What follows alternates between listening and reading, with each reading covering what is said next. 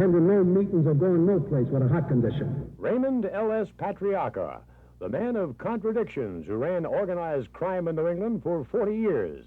A man with a reputation of being ruthless to his enemies, kind and gentle to his neighbors, was laid to rest today.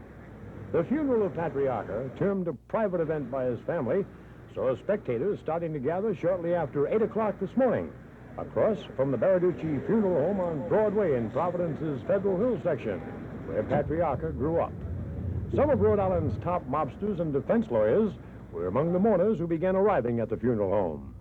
While family and friends pay their last respects to Raymond Patriarca, hundreds of people, many of them sidewalk mourners, line both sides of busy Broadway here on Federal Hill. Some were upset.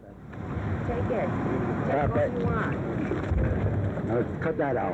You're invading my privacy. At the back of the funeral home on Grove Street, in spite of scorching heat, much the same story.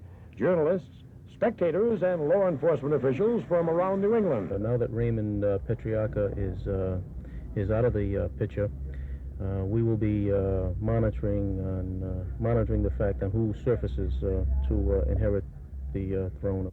Following a massive Christian burial at the funeral home, Patriarca's immediate family left the mortuary. The procession moved along Atwell's Avenue through the heart of Federal Hill. Family and friends took part in a short service at the chapel of the Gate of Heaven Cemetery in East Providence. Others were carefully screened by men in dark suits and sunglasses. One of them threw out the unwelcome wagon to members of the press corps. If you think you're going to intimidate me with the camera, you're not. I wish you to leave. Following the chapel service, the body of the reputed crime boss was taken to the family mausoleum. Close relatives and friends paid their final tributes to Patriarca within the tomb.